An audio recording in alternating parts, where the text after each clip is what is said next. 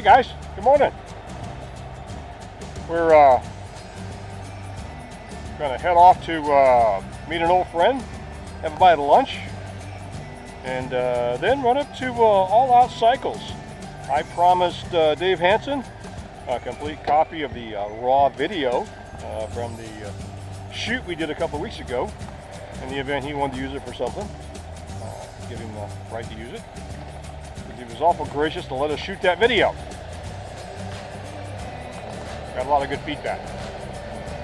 And plus, while I'm there, I probably should not have looked around like I did, because I saw some things that I feel like I cannot live without. Maybe some rain gear and maybe even a new jacket. Anyway, so we're gonna go just try those on for size and see what size I need to give it to Miriam. Maybe Santa Claus will bring it to me. We'll see. So that's our plan.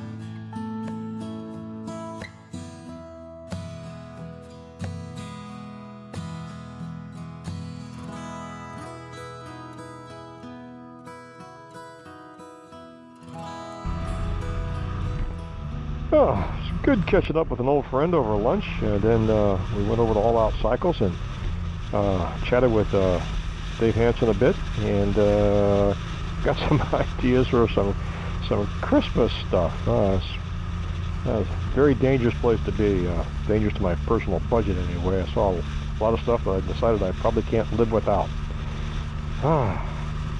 So anyway, I wanted to just talk briefly about last week's video. You notice last week's video didn't get put up last week. It got put up this week. I had it loaded to YouTube and was just doing the fine-tuning, and then I always play it back to watch the product before I make it go live, and I noticed I had a typo in the title, spelling error.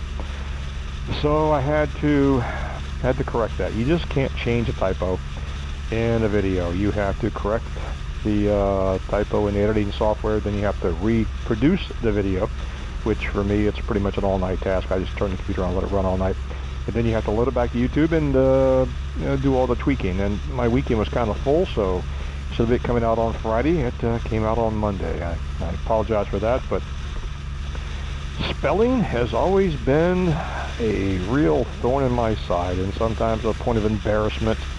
That, along with my handwriting and my short-term memory, reading aloud, which for me is still impossible. I've always struggled with those issues. And I didn't learn until I was in my mid-50s that, well, I'm dyslexic. It was a real eye-opener. It was very emotional when I finally found out that this monkey I've been carrying on my back all my life actually had a name. Contrary to popular belief, dyslexia is not one of those made-up disorders to make people feel good about themselves. Researchers can actually put people in a brain scan and detect which ones are dyslexic and which ones are not by observing their brains while it's in operation, conducting cognitive skills such as reading and writing. And in people who are dyslexic, it's my understanding that their brain looks like a Christmas tree. It just lights up all over the place. The brain is going all over the place trying to decode the written word and send the information to your mouth. Where a non-dyslexic person who is reading, it's just two areas on the left side of your brain that light up real brightly. It's all concentrated, and for them it makes reading and writing and spelling a very, very simple task. So it's just the way that our brains are wired. We're wired differently. And although it's technically classified as a learning disability, I just think it's a learning difference. Tell you a bit about my own personal story. I knew that something was different when I was in grade school. In the 1960s, dyslexia didn't have a name. It was just people who considered slow learners. So the solution for the public schools in my area, where people with master's degrees and PhDs in education, was to park me in the desk, put a book in front of my face, and just tell me to read it. And they thought that was a solution to my reading problems. In retrospect, that's like taking a kid who can't swim, throwing him in the deep end of the pool, and just telling him to figure it out himself.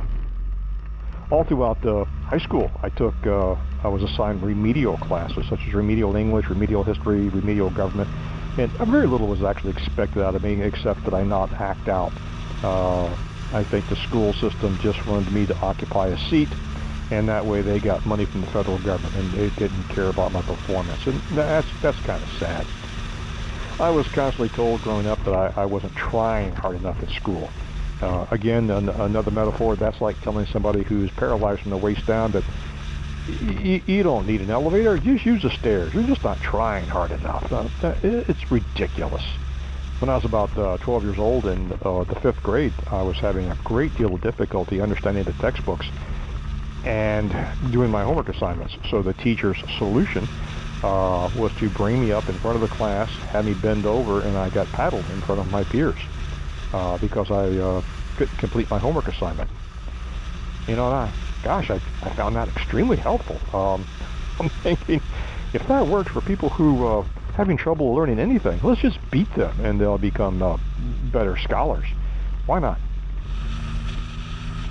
So I graduated high school having never completely read a textbook, or any book for that matter. Yeah, I'd leaf through a few pages, but I found it troublesome and tiring, and they have now determined that because the brain uses so much energy as it's cross-firing through the brain trying to decode the written word, that it's physically exhausting, and that I found out to be the case for me personally. Now, one of the other ways dyslexia presents itself besides reading, writing, spelling, is short-term memory. Because when we deal with coded information in short-term memory, such as phone numbers, names, things like that, are unassociated data. For example, a grocery list. If I make a list of things to go to the store, to buy at the store, and I don't bring the list with me, I will not be able to remember 80%, no matter how hard I try. It's always been that way with me. On the other hand, if I'm building something, I'm working on something, I can go to the hardware store and just pick everything off the shelf exactly and never forget a thing and never need a list. And Miriam would say, how is it that you can do that, but you can't remember anything at the grocery store? And I'm saying, well, at the grocery store, those are 15 or 20 unrelated random items. But at the hardware store, I see the project that I'm working on in my mind, so there is the list of things I need because I can see it. So it's hard to explain, but that's how my brain works. And apparently that's how the typical brain works for the average dyslexic. Studies have shown that before the official diagnoses of dyslexia became commonplace, which was in the early 80s, so people in my age group who graduated high school in the 70s and before that, who had trouble with dyslexia, they weren't called dyslexics. They were just called stupid, dumb, lazy, that sort of thing. And I know that those words were used on me a lot. So kids didn't want to be known as a dumb kid. So often they would act out, and because they'd rather be known as the bad kid. It's much better to be known as the bad kid as the dumb kid. And researchers have pondered how many people have ended up in our judicial system because they simply could not read and did not want to have the shame associated with it, so they just chose to be the bad kid.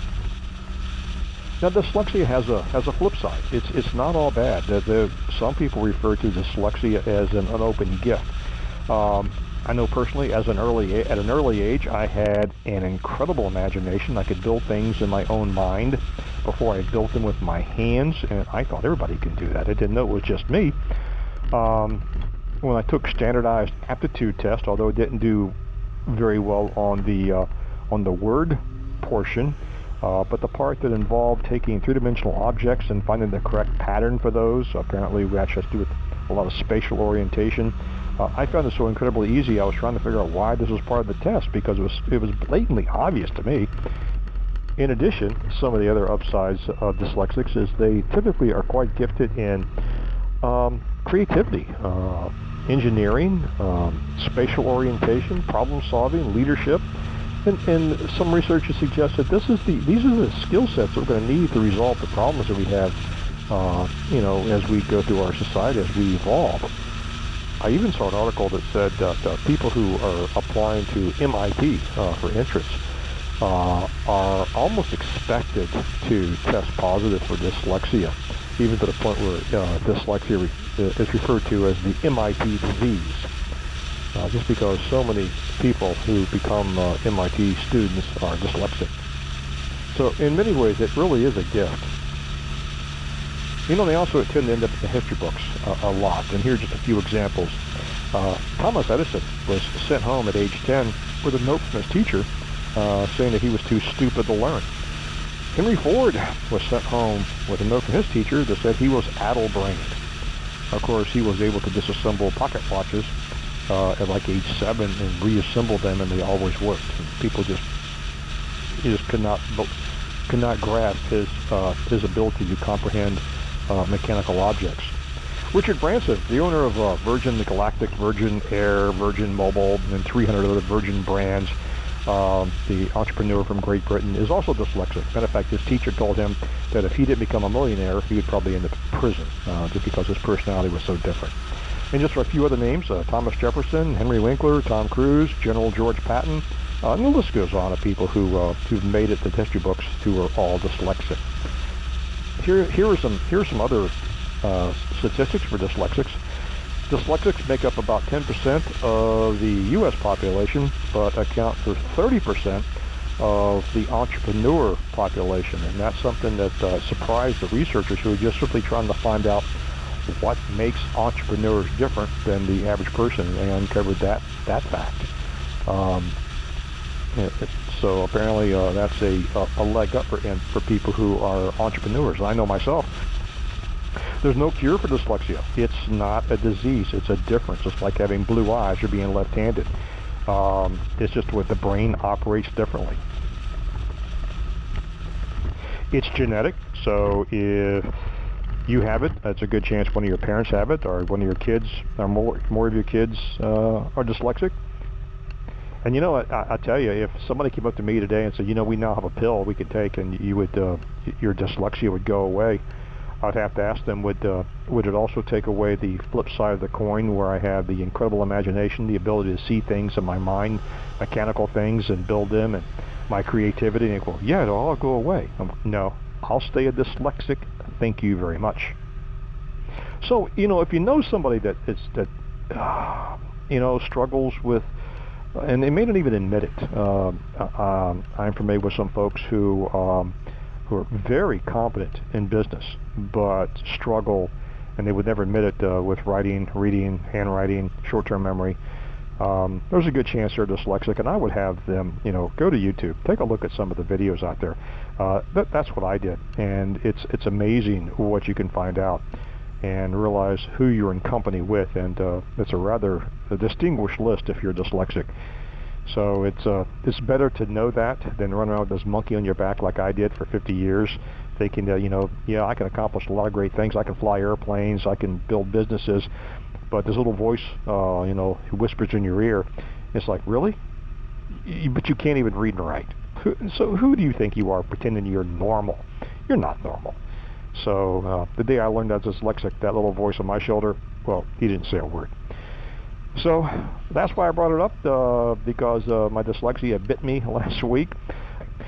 So anyway, there you go. I appreciate you guys watching this, a bit rambling on. And I just know that my last video that I did about personal achievement and motivation is one of our second most popular videos. So it's part of the inspiration to do this one, to help other folks. So if it does shed some light on some other people's problems so they can become more aware of who and what they are, I'm tickled to do it. So there you go. So again, thanks for watching, and hopefully we're back on schedule to get some more videos. I got another one already. I got several in the works already. So anyway, until then, we'll see you guys next time. Thanks for watching. Take care now.